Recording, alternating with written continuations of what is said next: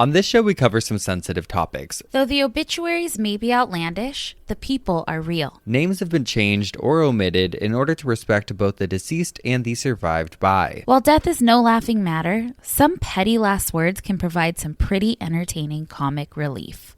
Welcome to Obituary.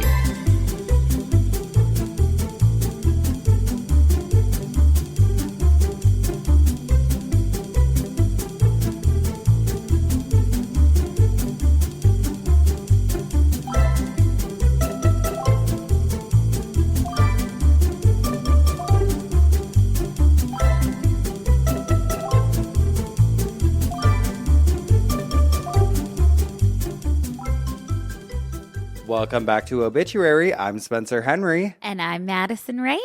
Oh my God, finally. Finally, it has felt like a lifetime since we have recorded, but it's only been like a week. I know. Well, a couple weeks in real life. A week and a half, maybe? Yeah, before we went to Boston. Yeah. Which we have to talk all about. Okay, Boston, you've outdone yourselves this year. Boston, you were beautiful. The weather, first of all, can we talk about? It was beautiful, gorgeous. Perfect. The leaves were changing. It was sunny. It was a little bit crisp. It was perfect. Our hotel we stayed in was so cool. It was like an old jail. Yeah, it was wild. I don't know if I'll say cool. It was wild. It was wild, a little outdated. We get Someone threw up by the elevator. Oh, that's true. Well, it was like Beetlejuice weekend. Yes, there was a lot of wild shit happening there. But our Boston show, I really want to talk about because you guys were such a fun crowd that night. Oh, and my gosh. The costumes. The costumes, we have to shout out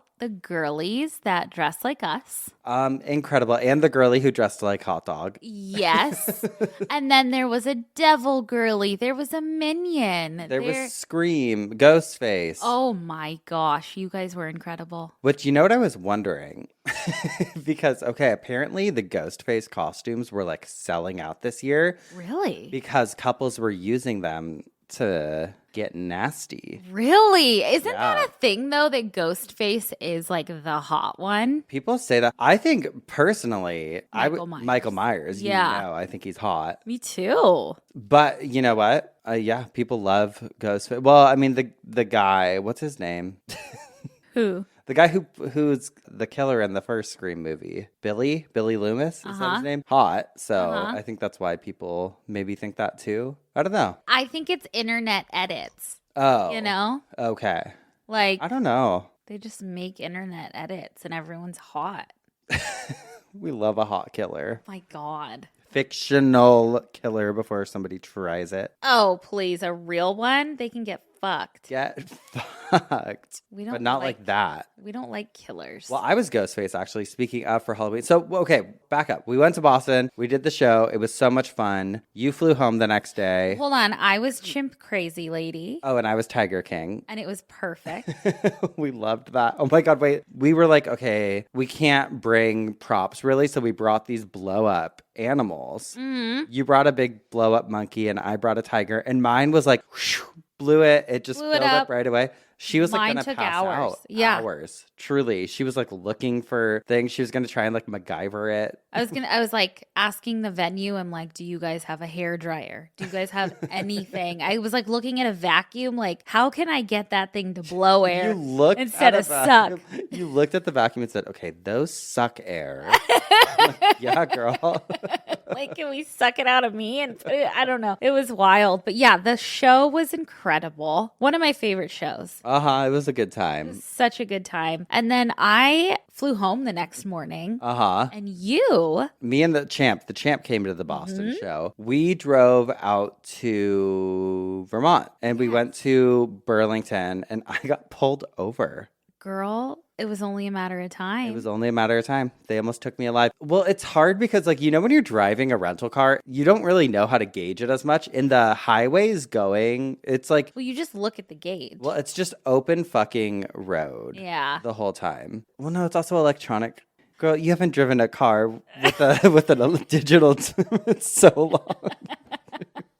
No, but I couldn't tell how fast I was going, and I was like speeding, I guess. And the champ actually told me, like, slow down, like you're going this miles per hour. And I was like, oh shit, I didn't even realize. Yeah. And then as soon as I slow down, I hear whoop whoop. And here comes the troopers, and they are like, were you nervous? No. It was like one of those situations where I know what I did. Yeah. You know? I still get nervous around cops. Like, I'm like, what did I do? Yeah. I knew I was speeding, and they're like highway patrol. So I'm like, yeah, okay. And so he's like, you were speeding. And I was like, yeah.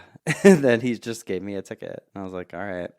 See you later. Damn. How much was that ticket? $300. Yeah. I paid it. Damn. Paid it online. You don't have to like go back and do a school or something. No. I think that's if you want to not have like a point on your record. Yeah. Okay. But I said, come on. I'll take a point. I'll take a point. Oh, well, it's crazy. It's crazy too because the other day I was talking to someone, it might have been the champ, but I was like, dude, I haven't gotten pulled over or a ticket in such a long time because I used to get pulled over more when I was in the Mercedes because it was like more of like a zippy car. And then once I got the truck, it's like I'm never really you know if you're speeding in that car. Yeah. And so I got pulled over. I got a ticket. I made a mistake. I owned my mistake. Okay. And I forgive it. But we got to Burlington was our first stop in Vermont. It was so pretty, so fall vibes. Just Vermont as a state is so beautiful. What'd you guys do? Just kind of like, I don't know, my favorite thing, which is to just walk around and shop and But eat didn't dinner. you have things planned, like little Yeah, we did. apple cider stuff? Yeah, so we went to Burlington for a night, and then we went to Stowe the next day, and Stowe is like a really cute little town too. It's like a ski town, but and it actually snowed while we were in Stowe, and that was really pretty. How fun. I know. We went to there's like the cider hollow mill, and it's like, or something hollow, whatever. It's a fucking like apple cider mill, and they make like apple cider donuts fresh there. They have fresh cider there. So good. One of my favorite things is a hot apple cider during the fall. And it's like real. Ooh. Make it there. It's I love so it. good. I feel like Trader Joe's has a really good spiced apple cider. I do love that. That was so fun. And then we ended up staying in Woodstock on our final night in Vermont. It was all stuff that I had like done before, but it was fun to do it with him, you know? And that was his first time in Vermont. And so we went to there's this farm right by the hotel, like a mile away from the hotel, and you can go and like see all the baby cows and animals. Oh. And like any cemeteries you see? I did see some cemeteries. We didn't stop at any of the cemeteries this time. I remember, I think we were in like Montpelier or something. My sister and I, when we were in Vermont 2 years ago, and we stopped at all the cemeteries, looked at everything. Yeah. They're really beautiful. Yeah. I mean, you've seen some of the ones in Boston. Yeah. And just old and gorgeous. Mm-hmm. Oh, I love it. And then you got home and Halloween was here. I got home and like the next day was like Halloween. So I fully set up all my decorations because I had put some things up, but I hadn't fully decorated. Yeah. Yeah. And that's my fucking brain. I'm like, yeah, okay, just get home. Let's host Halloween. I had people over to hand out candy to the trick-or-treaters and made all the little appetizers and stuff. It was so much fun this year. I know. So many trick-or-treaters. So many trick-or-treaters. Our friend Alyssa was here, and she is the Halloween queen. Like every her year. Costumes are incredible. Last year, she was Danny DeVito's Penguin from Batman. So good. This year, she was the Mars Attacks Alien Queen, and she killed it. Always. Makes it, sculpts it. She was handing out candy. Yeah, she was the queen. Everybody wanted a picture with her. It was so great. I know. You ran through like 1,000 pieces of candy in like 2 hours. Big ones. Yeah. And then a couple hundred bags or like of the smaller candy. Yeah. Crazy. Insane. So many trick-or-treaters, but that's like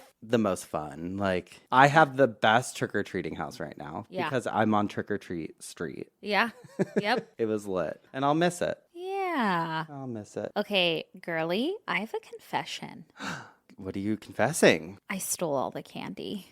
I'm just kidding. I have a deathbed confession written in from a listener, and I have to read this to you because I tried to take researching into my own hands as well. You'll see why. But it says, hey, hot dog, Doris, Desi, Madison, and Spencer. Okay, love the hello to the dogs first. I've been listening for a while and I have written in before, but nothing this juicy. My grandma always told me about my great grandfather that was murdered and put on the tracks as a cover up.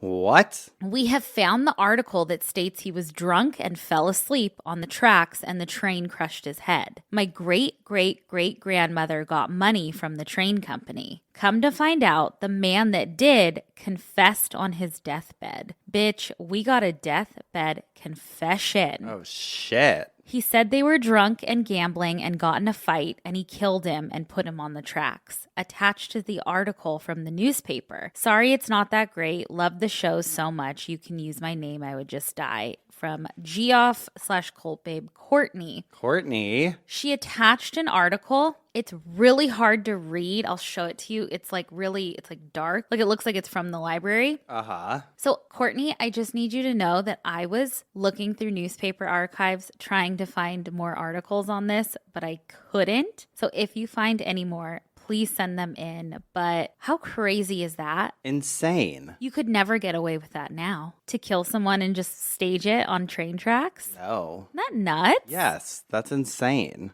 God, but a deathbed confession. Well, the guy who did that's a real asshole. A real asshole. And speaking of, I've got two for us this week. Okay. And this first one says, am I the asshole for not giving my aunt a family heirloom? Okay, let's hear it. My parents passed right before Christmas last year. It's been a hard year for all of us. They lived in Houston and none of us kids live in state. Their care and estate required a lot of time away from home and heartache. My brothers and I have been slowly working through the estate and finally got to where we were ready for a sale company to come in. While preparing the property, I set aside a few heirlooms to care for and pass down. One was a silver christening cup and spoon my father had on display. On my last trip down, I stayed a few days to visit an aunt in San Antonio, take her shopping, out to dinner, etc. She and I have always been close. When I arrived, I thought she'd enjoy seeing some of the family heirlooms I'd saved, so I showed her what I had found. She immediately started telling me I needed to give them to her, that they were all things that she should have been given when my grandparents passed. I knew I had made a mistake showing her. One item was my father's silver christening cup. When I went to put it away, she said, "You're not leaving that with me?" And I asked why she thought I would. That night was hard. She screamed at me until I had enough and said she had to stop. She's 89 years old. Oh. What is she going to do with this cup? It's time to stop being greedy. My dad was out of state when my grandparents died. All he had was what his parents gave him while alive, and now she was demanding those items too? I left before she woke up the next morning and left a note thanking her for her hospitality, that I loved her, and I hoped we'd speak soon. She ignored me for weeks, and when she did reach out, it was only to berate me about this cup and spoon, demanding it be handed over. In my last text, I told her she meant too much to me for our relationship to suffer over this and offered to send it to her. I feel like I'm being bullied into it. Over the last few days, I've kept up my messages with her, sending photos of the garden, family updates, and so on, and she usually would respond but hasn't replied. Earlier today, she called me screaming, ordering me to send this cup and spoon to her. I told her if she didn't stop yelling, I'd have to end the call, and when she kept on, I did. I've never hung up on her or raised my voice to her in my life, and it broke my heart. I think much of this is due to her age and mental decline, but I remain loving and respectful. I've kept her daughters aware of the behavior, and I feel terrible the cup situation has her so upset, so I've offered to send her the cup, but they haven't responded at all. So, am I the asshole? I feel terrible and so sad. She's the last remaining relative of her generation, but my brothers and I have been through so much over the last year. I just cannot believe she's behaved this way when she knows we're deep in grief and overwhelmed by the estate. I'm heartbroken, but I don't know what else I could have done. That's crazy. Well, why wasn't anything left to her, first of all? Second of all, if it's the person writing in's father's christening cup, then why would the aunt get it? Why would the aunt get it? And she's 89 years old, babe. Give Girl, it up. give it up. Girl, you want to rent it? Mean people never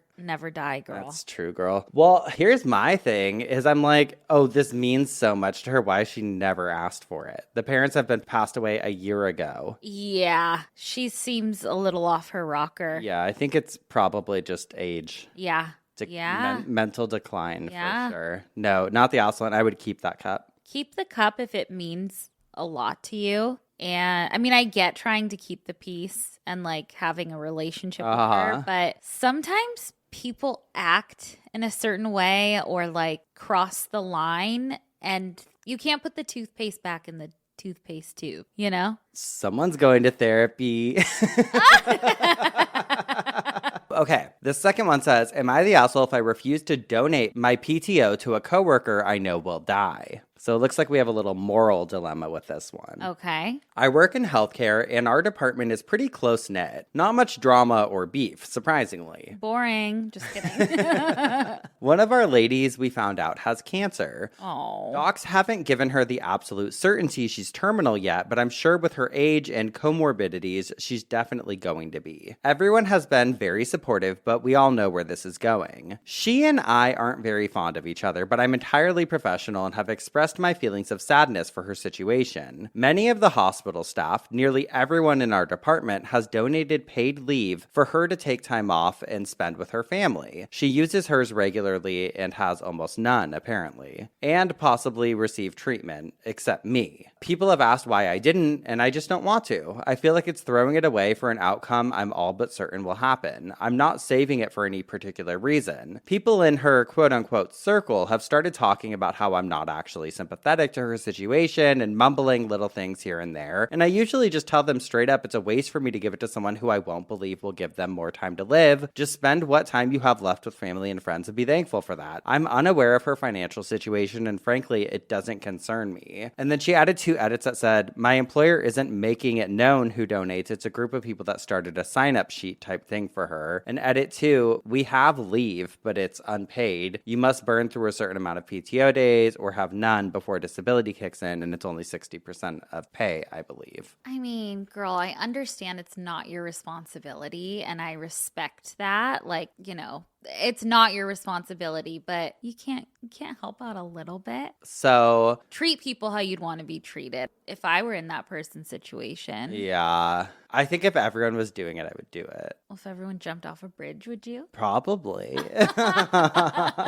Okay, so they were voted not the asshole mainly. Okay. But someone made a good point, so I wanted to share their comment. They wrote, not the asshole for not giving her your leave, but you're the asshole for the way you said it. You don't owe her your PTO. You aren't obliged to fund her, but it would be a nice thing to do. Yeah. You are an asshole for saying it's a waste because you think she's going to die. Yeah. Just because you think she's going to die doesn't mean she's actually for sure going to die. You calling it a waste also makes the remainder of her life seem like a waste. That isn't kind or true, and people aren't going to agree with that unempathetic stance, especially because you work in healthcare. Calling it wasteful also discounts the favor your coworkers are doing by donating. You could have just said you couldn't donate for financial or personal reasons. Your coworkers don't need to be involved in your finances, and you could have chosen not to disclose that information or explanation at all, and that would be fair. Yeah. What you said was the worst possible option. Yeah, she's making it more dramatic than it needs to be. If you can't, don't. Yeah. And you don't have to make it a big fuss. No. Like, you're not obligated to, but you should, but you're not obligated to. Yeah. If they don't have a good relationship, I'm also in that camp too, where I'm like, listen, like, it's great to have empathy. It's great to be sympathetic. If I had somebody at work and they were kind of my work enemy, I don't know. Also, it's not an all or nothing thing. You could say, yeah, I donated, and you donated one day. Yeah, something. I don't know. Be smarter. Be smarter.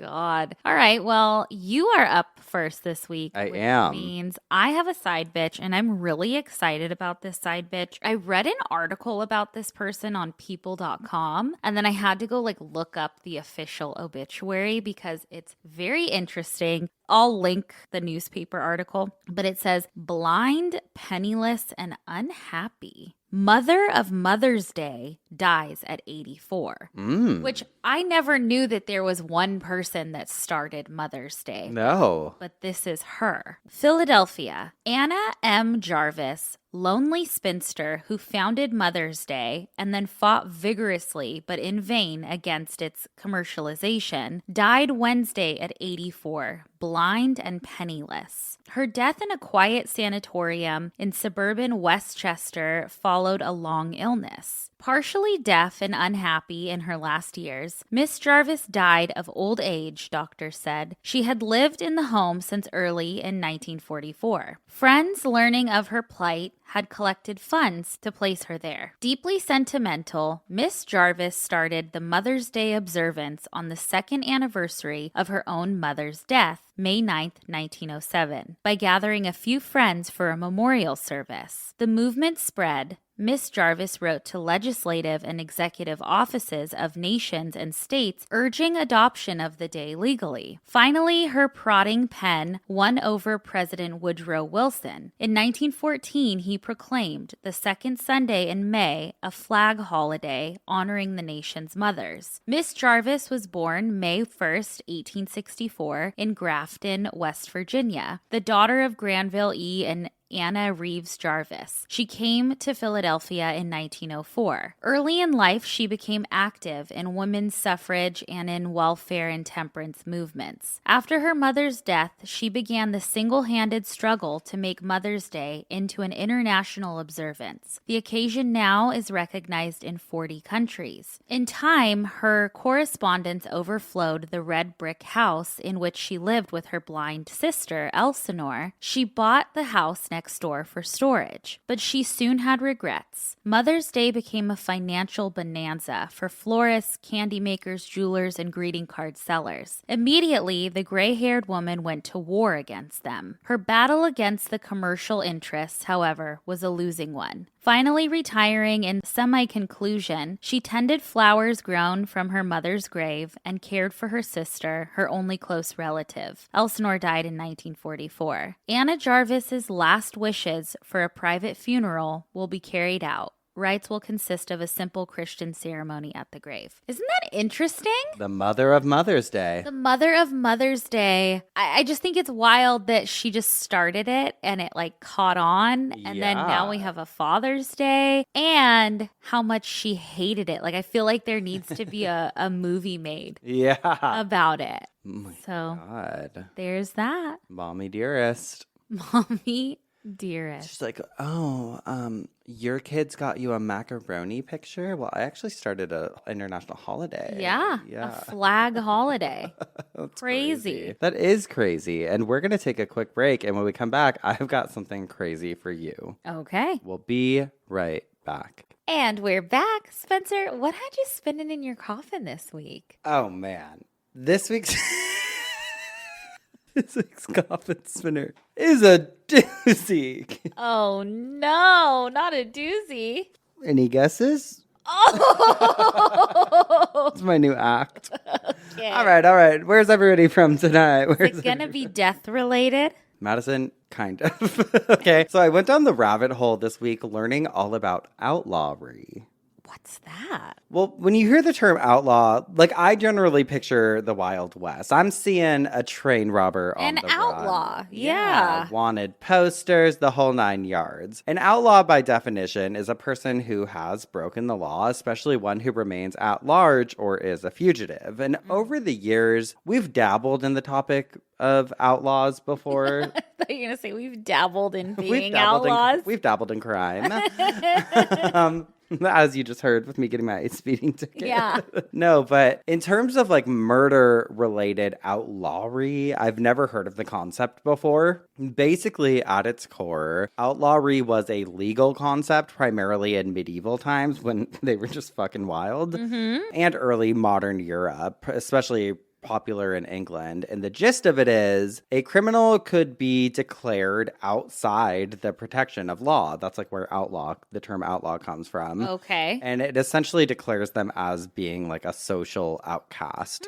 But not like today's definition. These people were literally outcasted from society. And there's a similar term in Germany where this was called Vogelfrei. And people who were named as such were sometimes thrust from the villages that they lived in and sent to live in the woods because they were deemed unfit to be a part of society at large. Oh, shit. So like literal outcast, which also reminds me a little bit of, it's fucked up, but like when people, remember the grandparents thing, the senicide? Yes. Why did I think about that today? While I was driving here, there was a sweet old man with a little bag on the corner. And you were like, they left him. I was like, I hope his family didn't just leave him because he was looking around like, oh, I know. Poor guy. I hate seeing that. I know. What it all comes down to, outlawry, is these individuals were being declared outside the protection of the law, and this meant that they had no legal protection whatsoever. And in a lot of cases, people were just deemed guilty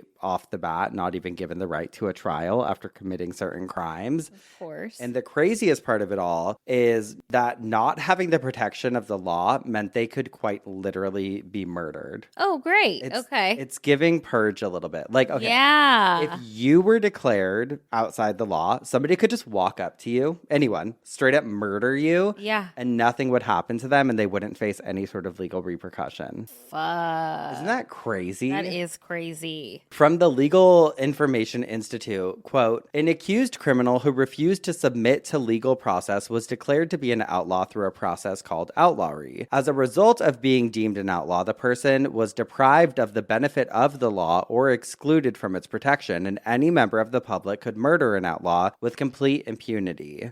And there are a few famous examples, including William Wallace. It says the Scottish hero and leader of the resistance against English occupation was declared an outlaw by the English crown. And after years of fighting, he was captured and executed by the English, though his status as an outlaw justified the legal grounds for his harsh punishment.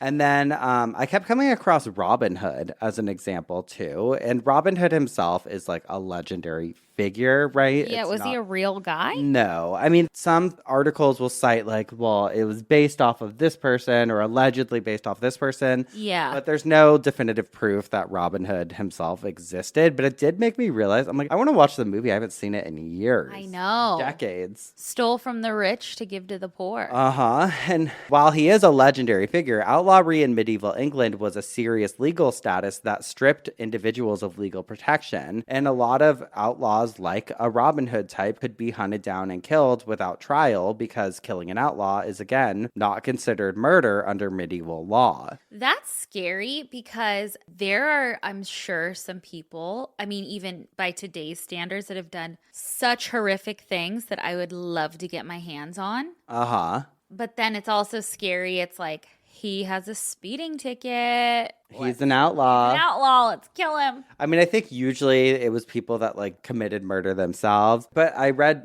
a lot that were also like thieves. And I feel like thievery back in the day was such a big deal. Like, you know, they'd like fucking cut your hand off. Yeah. So, I don't know. Outlawry as a legal status fell out of favor in the 19th century, but many people throughout history were killed due to being legally or socially classified as outside the law's protections. And it got me thinking about some more legal loopholes in the death sphere that I wanted to talk about. And I've been wanting to talk about this first one that I'm going to talk about in particular forever. It's the quote-unquote zone of death in Yellowstone. Yeah. So imagine a place in America where theoretically you could commit a crime without legal consequences. It sounds like something out of a movie, right? It does. But this loophole is very real, and it's hidden right in one of the country's most famous national parks. And I've been to Yellowstone before, but when I first really learned about this, it was during the Lori Vallow Chad Daybell saga. Yes. Remember? Mm-hmm. And when that was unfolding, I did a lot of case coverage on Cult Leader. I never got into the zone of death, I believe, in any of the episodes, so I'm going to talk about that today. And the zone of death concept gained attention primarily from, well, a lot of people were talking about it during the Chad Daybell, Lori Vallow trials, but there was this paper in 2005, an academic paper by a Michigan State law professor named Brian Kalt, who pointed out the anomaly. His paper was a thought experiment to highlight a potential flaw in the law, not a reflection of any particular case, but he was kind of saying like,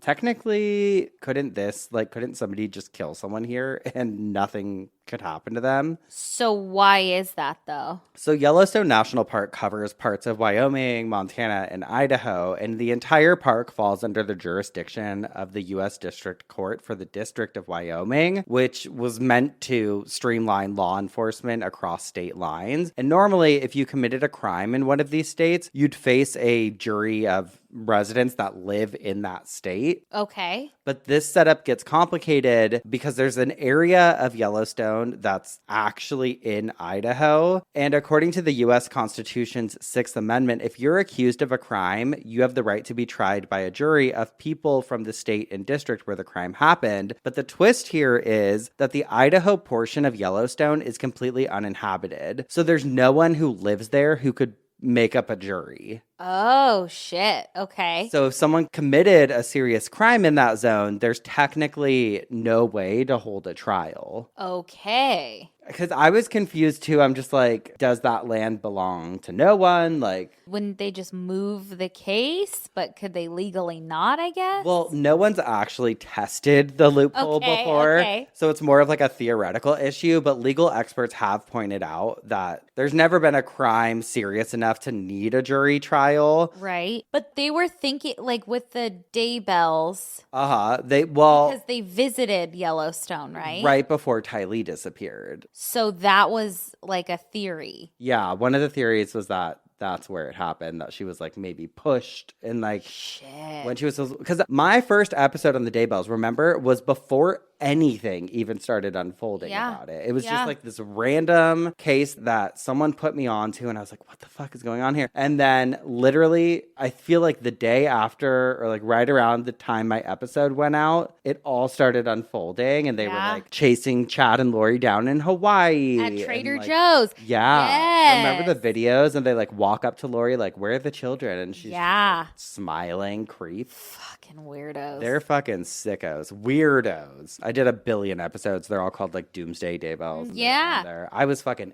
in it. Yes. But I want to talk about some other areas that have like weird things like this. I want to talk about the tri-state marker on the Delaware, New Jersey, and Pennsylvania border. Is that considered the tri-state area, those three states? Yeah. Oh, okay. Okay. So there's this tiny stretch of the Delaware River area that has kind of like ambiguous jurisdiction. There isn't a free-for-all zone like the Yellowstone zone of death, but law enforcement across three states can sometimes disagree on who holds authority there. Ooh. And this occasionally results in complicated legal issues, and it makes law enforcement in the area more difficult, particularly for like minor infractions, like a speeding ticket or something. They're like, okay, whose hat does this fall under? Right. And then Antarctica. Okay. So Antarctica is governed by it's what's called the Antarctic Treaty System, which prohibits military activity. And because it technically doesn't belong to any country and it doesn't have a native population, legal enforcement there is minimal and jurisdiction is very complex. Countries with research stations there generally govern their own personnel, but for any serious crime or issue, jurisdiction and prosecution would depend on treaties and agreements between nations, which can be very convoluted and challenging for them to navigate. And then lastly, I wanted to talk about Sealand, which is a small offshore platform in the North Sea, and it's claimed as an independent micronation by this family called the Bates family back in the 60s. The Bates? Yeah, so there was Master. Master Bates.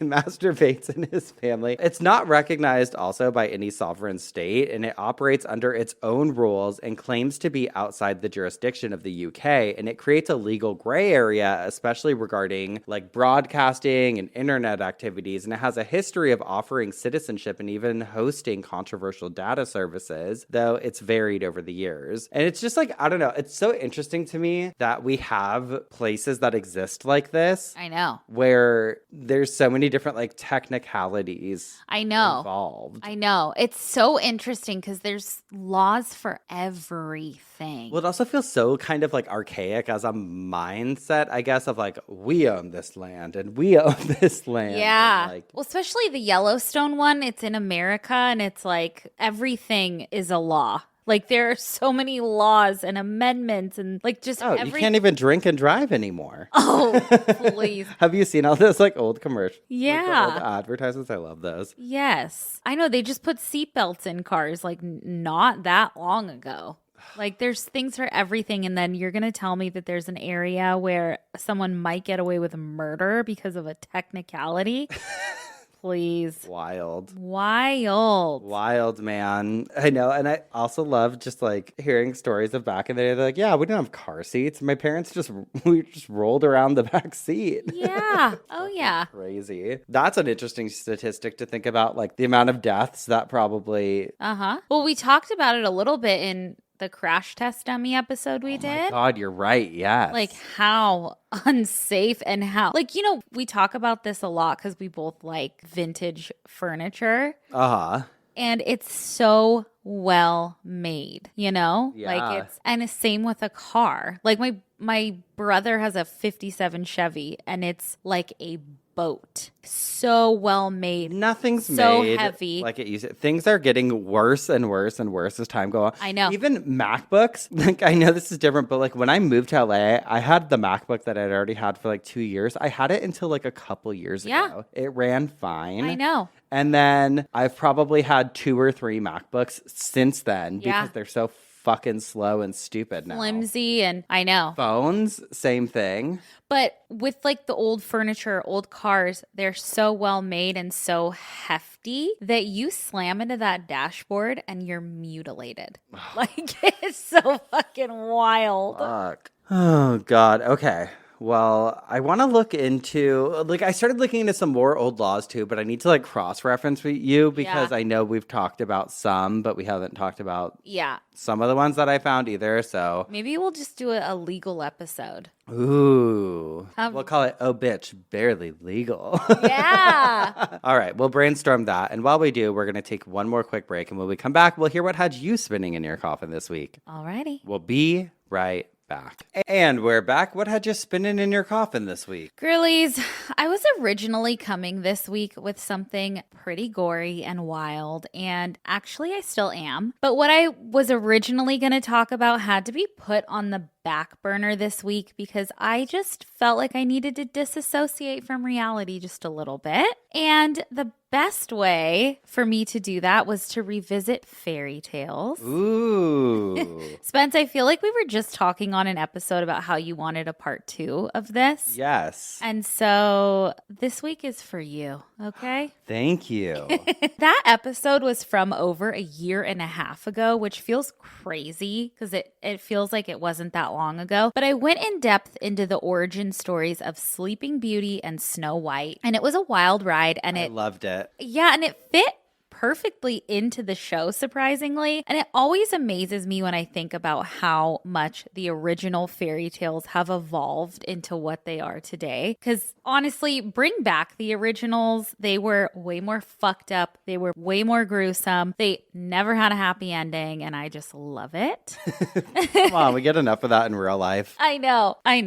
Okay, but a quick refresher. So 2 writers really dominated the fairy tale space. However, they mostly retold the stories. There's Charles Perrault, and then there's the Grimm brothers. Oh, yeah, we know the Brothers Grimm. Now, Charles Perrault was a French author and poet in the 16 and 1700s. He really popularized the fairy tale genre. His work was really rooted in folklore, but also contained like these moral lessons and cautionary tales, but they weren't as dark as the Brothers Grimm. Charles wrote tales and rewrote The Mother Goose, Little Red Riding Hood, Sleeping Beauty, and Cinderella. And then the Grimm brothers, Jacob and Willem, were German scholars and folklorists in the 17 and 1800s. They really, I guess, wanted to preserve their German heritage and did this by collecting and publishing folklore. They collected and published and rewrote The Sleeping Beauty, Snow White, which we went over both of those in the first episode, Little Red Riding Hood, The Frog Prince, Cinderella, and Hansel and Gretel. There are a few other names in the fairy tale space that I want to mention, like Hans Christian Andersen, who was a Danish author in the 1800s. He is most well known for The Little Mermaid, The Princess and the Pea, The Ugly Duckling, Thumbelina, The Emperor's New Clothes, and The Snow Queen, which I guess Frozen is based off of. Okay. Also, there's Jean-Baptiste Basile, who was an Italian poet who collected a ton of fairy tales.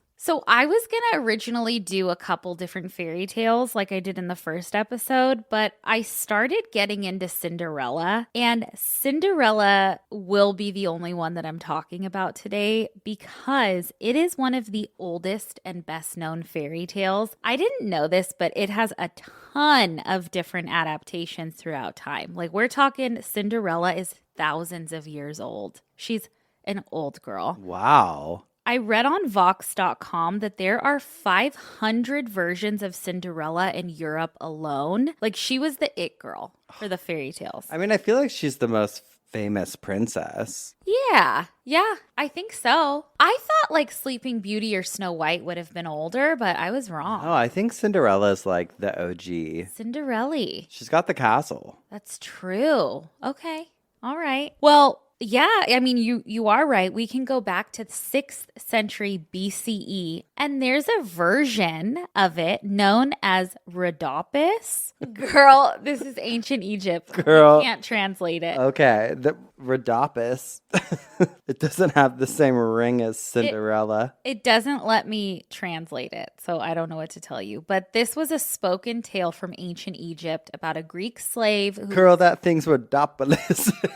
Topless, girl. This was a spoken tale from ancient Egypt about a Greek slave who was given slippers by her master. And the slippers were beautiful and rose gold. But then a falcon comes along and steals them and drops them on the lap of a pharaoh. And he goes and searches for the owner of the slippers and ends up marrying her. Wow. And then there's also early versions from 9th century China. The tale of Yi Zhang brings in the element of the evil stepmothers and stepsisters. Oh my God, Yi Zhang? Yeah.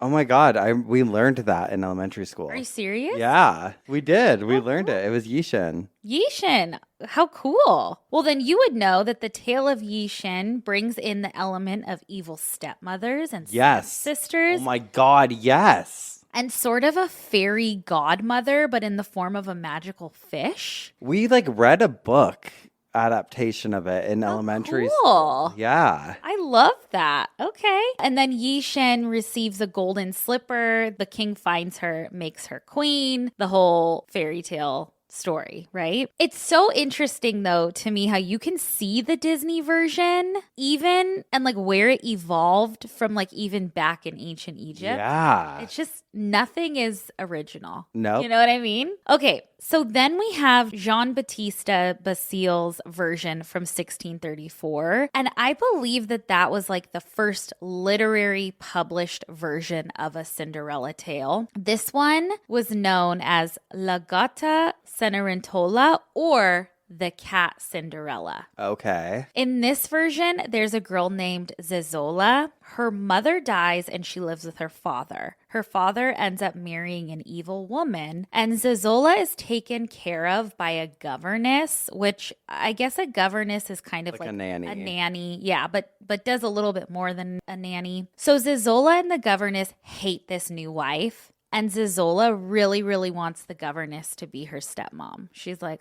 I love you. I just wish that you were my stepmom. Well, the governess is like, okay, well, let's devise a plan to murder your stepmom. Oh, shit. So the plan is to lure the stepmom over to a big chest and have her look inside of it and then slam the lid down on her neck. Oh, my God. So that she dies and so that it looks like an accident. And that's exactly what happens. And it totally looks like an accident. And then Zezola's father falls in love with the governess. The governess becomes the new stepmom. Everything is going great until the governess is actually evil too. And then reveals that she has had 6 daughters all along. She just had them in hiding. Why did I just get chills? How many people has she done this to? It's so wild. All the daughters move in and are awful to Zezola and call her the cat Cinderella because they treat her like an animal. And they don't talk about it in this story, but Cinderella, I believe that comes from like cinders and ashes. Yeah. So, but they call her the Cat Cinderella. Her father has to go on a business trip, and Cat Cinderella asks her dad to recommend her to the Queen of Fairies. And so he does this. The Fairy Queen gives her a napkin, a golden bucket, and a date tree. She plants the date tree, cleans everything up with the napkin, and uses the golden bucket to water the tree. The tree grows, and a fairy grows out of it, gives her all these wishes. There's a ball for a prince. She goes. The prince falls in love with her. She leaves, leaving only her slipper. He finds that's kind her. of more like the classic-ish. Classic-ish, because then in 1697, Charles Perrault retells his version, and it's not as morbid as the one I just read. This one is like the true Cinderella one. It was called The Little Glass Slipper. Okay, there it is. Yeah. So the main character is a girl who's nicknamed Cinderella. Her mom passes away and her dad remarries an evil woman who has 2 evil daughters. They are all jealous of Cinderella, who is beautiful and kind and just perfect. They force her to be their slave. Her nickname is Cinderella because she's constantly cleaning and covered in ashes and cinders all the time. And then there's a ball, a fairy godmother that helps her. Things are turned into a pumpkin, mice, glass slippers. The prince finds her after she leaves her glass slipper. It's basically the Disney version. Okay. But then, like 100 years later, the Brothers Grimm in 1812 retell the story, and they call it The Little Ash Girl. So it starts out... It just keeps getting worse. And then in the 80s, they called her Cigarella. Oh, Cigarella, I love that. Covered in cigarette ash. And Yeah.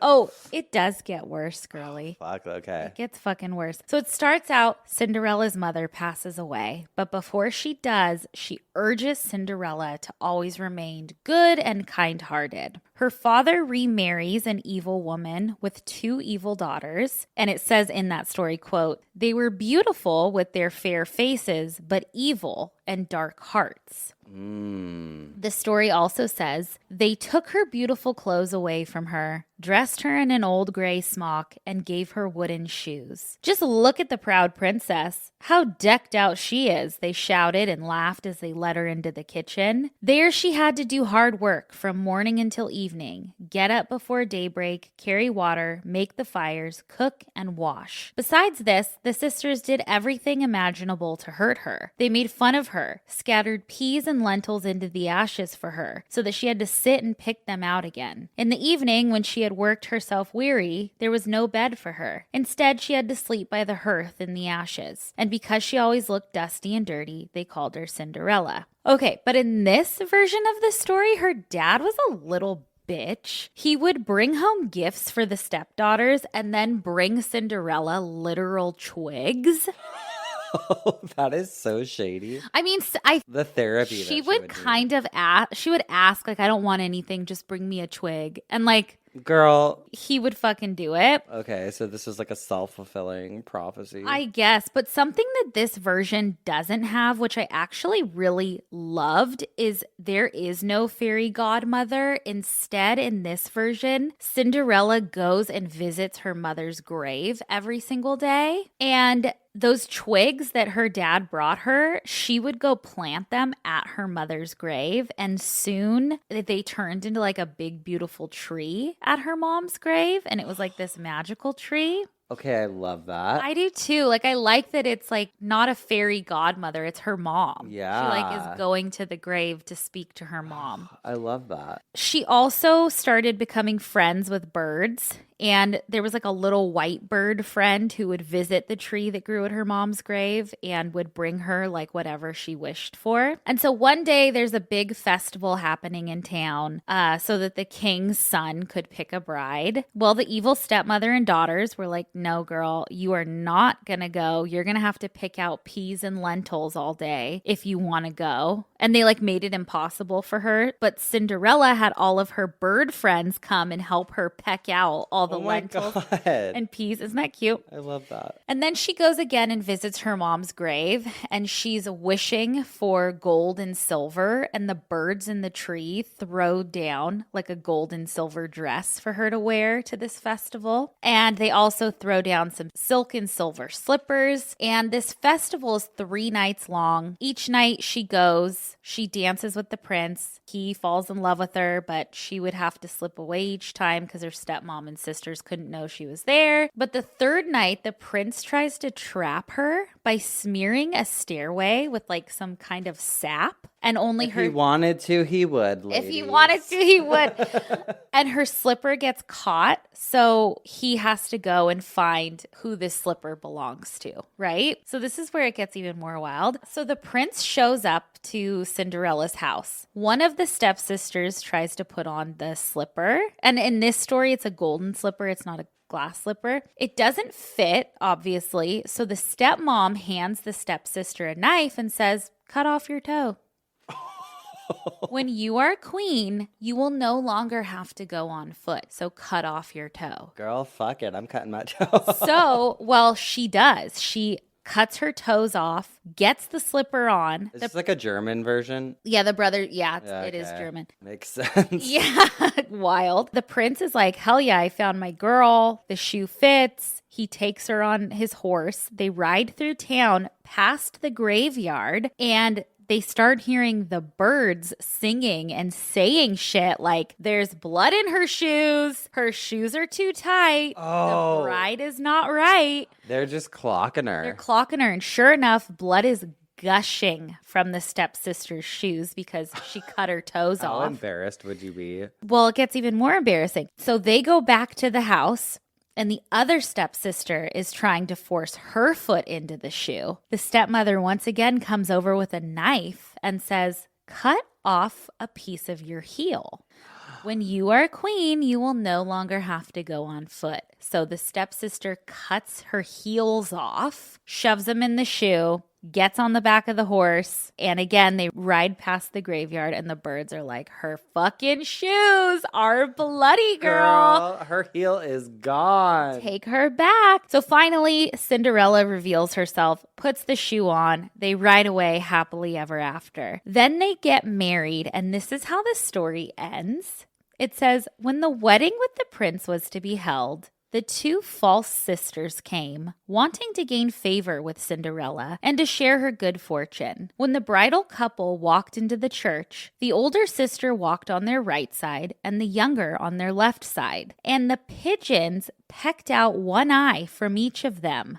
Afterwards, as they came out of the church, the older one was on the left side and the younger one on the right side, and the pigeons pecked out the other eye from each of them. Oh my God. And thus, for their wickedness and falsehood, they were punished with blindness as long as they lived." They got their eyes pecked out. Fuck. No toes, no heels, no eyes. Is that crazy? Okay, but I'm not done because it got fucking wild, Spencer. So while I was looking into all of the different versions of Cinderella, I stumbled upon Professor D.L. Ashleman, who is an American writer and expert in fairy tales and folklore. He was a professor of German at the University of Pittsburgh until he retired in 2000, and is just really well known in the folklore world. He has published a shit ton of work on fairy tales and folklore, and he has a huge list on the Pittsburgh University website of like every different fairy tale you can think of.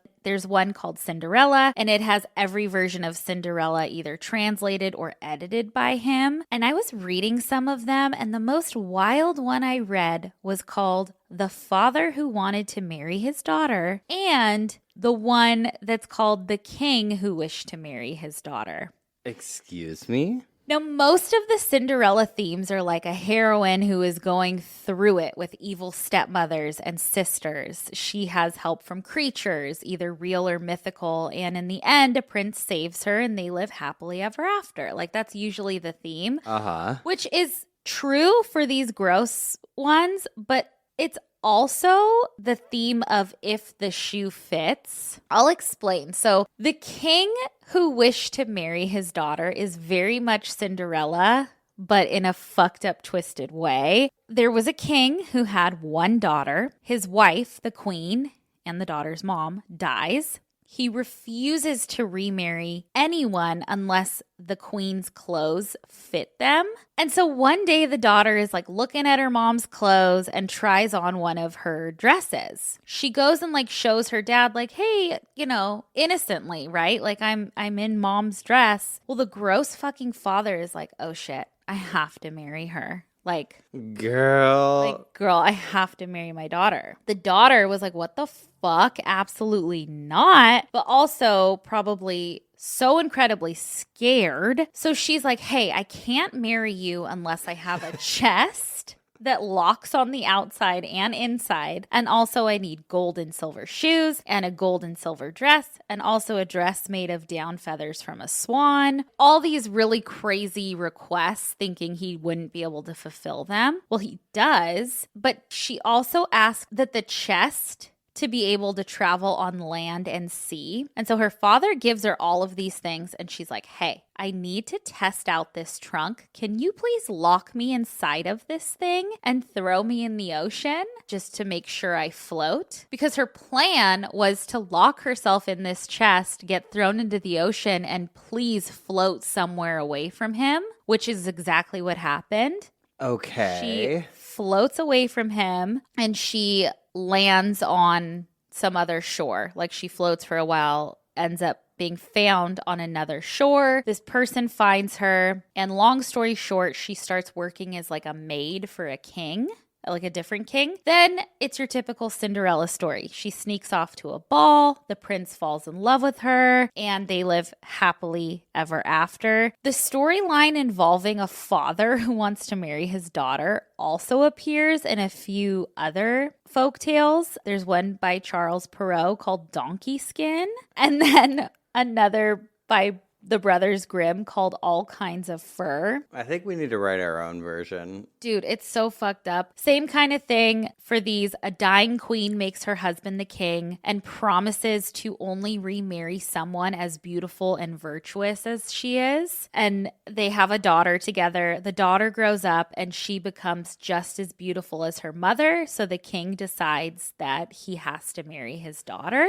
Jesus Christ. The daughter's obviously incredibly horrified and tries to avoid this marriage by asking for, again, impossible gifts, dresses as bright as the sun, the moon, and the sky, and donkey skin, the skin of a prized donkey, I guess. The king fulfills all of these wishes, and she ends up using the donkey skin as a disguise and flees and lives as a servant. And she's like hiding her identity as a princess. And while working as a servant, she gets the attention of a prince who falls in love with her regardless of her donkey skin. And there's a ring that plays a key role in this story. She prepares a special cake for the prince and she secretly places a ring inside of it. And when the prince finds the ring in his slice of cake, he becomes determined to find the woman who it belongs to. So kind of interchanging the ring and the glass slipper, but he uses the ring to find her. They marry, and the Brothers Grimm version is basically the same. Wild. There are so many more that I could do, but I think I just need to leave Cinderella there because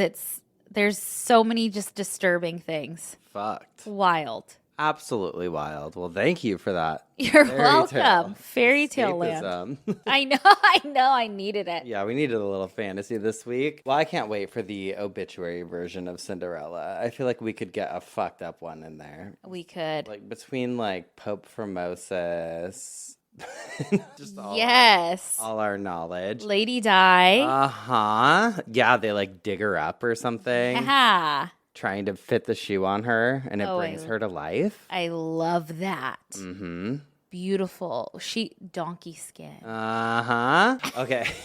But we'll need to brainstorm that one. We'll need to workshop that one. But for now, it's time to move into some obituaries. And I love this one that was emailed to us by a Geoff this week for Jennifer Ann Kelly. Okay. It says, "Farewell, Jenny Kelly. Born 15th May 1936, our wild and wayward mother died on October 28th, 2024. She refused to say past. We spend most of our lives compensating for our upbringing," said Jenny. She believed that exposing youth to religion was a form of child abuse. It was impossible to watch the news in her presence due to her vocal outrage at the way the country is run. She held John Howard in particular contempt. Mum grew great dope, never wanted to leave a party, and gave up champagne or gin frequently, but never simultaneously. Her rare attempts at responsible parenting or grandparenting were always touching. She said Sean was a much better driver than Chris. News on what's next to follow. Bring a shovel.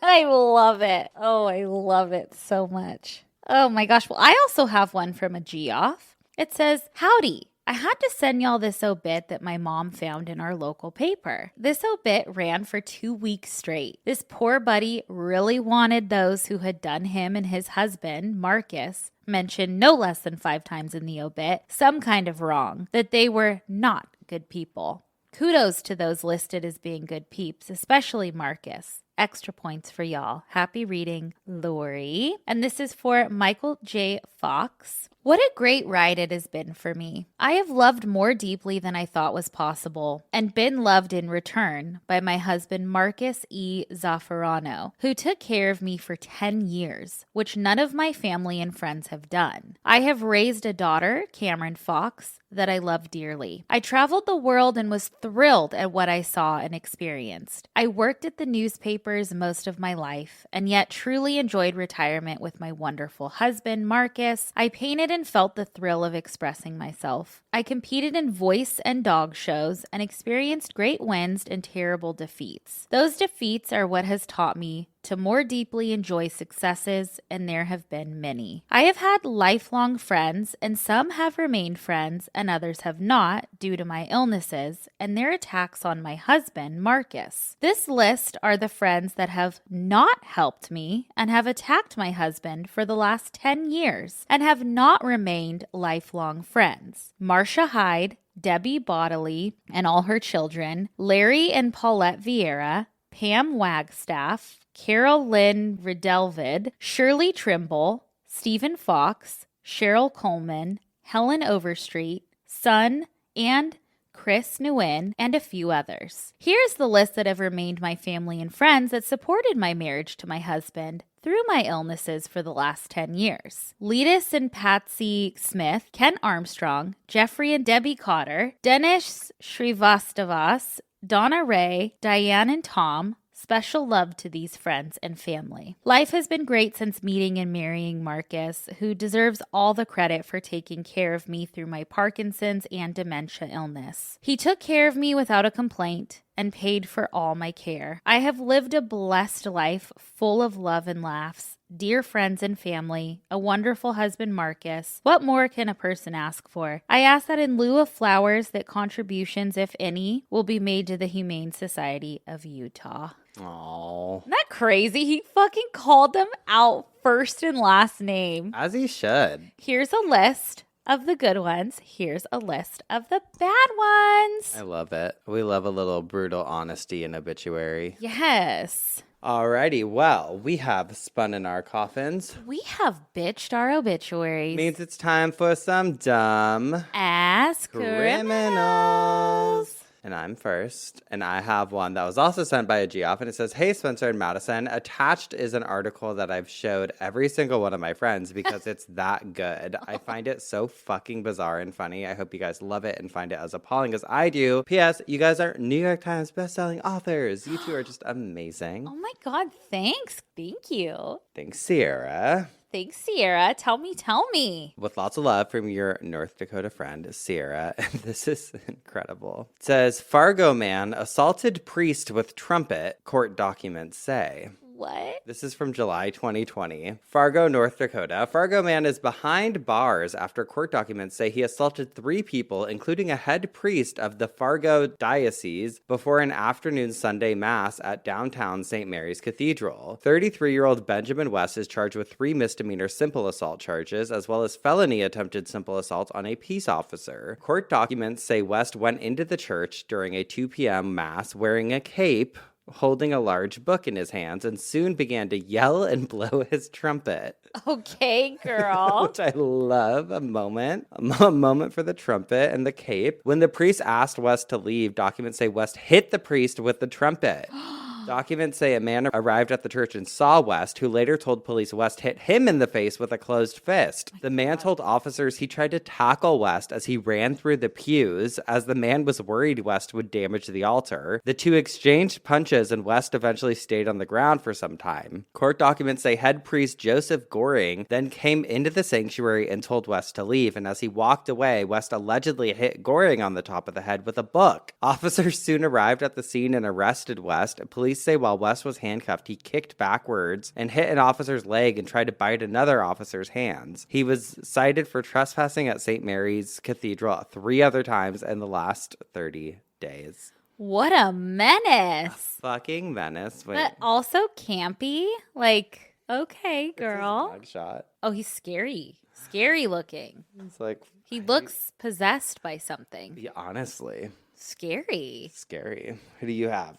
Okay, well, let me tell you. I have from the Desert Dispatch, Friday, January 23rd, 1981, so you know it's going to be wild. It says, Cinderella arrested. Syracuse, New York, a bandit fleeing the scene of a diamond robbery, dropped the loot, and lost a shoe in the getaway. Oh, no. Leading police to dub her Cinderella. Marcella Phipps, 20, was arrested in a suburb of Columbus, Ohio for her alleged part in the December 1979 holdup of the Richard & Co. jewelry store. Authorities began extradition proceedings Thursday, seeking her return to face indictments on charges of first-degree robbery, grand larceny, and criminal possession of a weapon.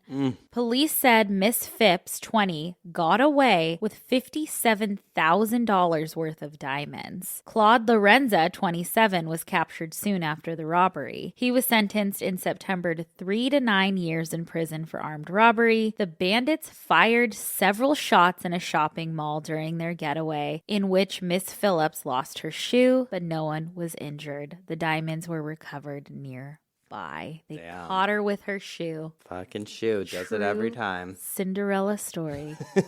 Love it. I love that they called her Cinderella. Me too. Why not? Why not, man? God, I can't believe we're like in holiday season. Sorry, I just saw like on the corner of my screen. I'm like, by the time this goes out, we'll be like mid-November. I'm just like, where Crazy. does the time go? Where is the time going? Oh, God. Well, I know where we're going, and that's to get something to eat because I'm hungry. And then you can find us over on Patreon at patreon.com/culteater. But I think that's it for the week because I'm also sick right now and I can't talk anymore. Oh, girly girl. But thanks for joining us. Thank you for joining us. Everything that you need to find is on obituarypodcast.com. We'll see you next week with some more coffin spinners And obituaries. and dumb Ass criminals. Goodbye. Goodbye.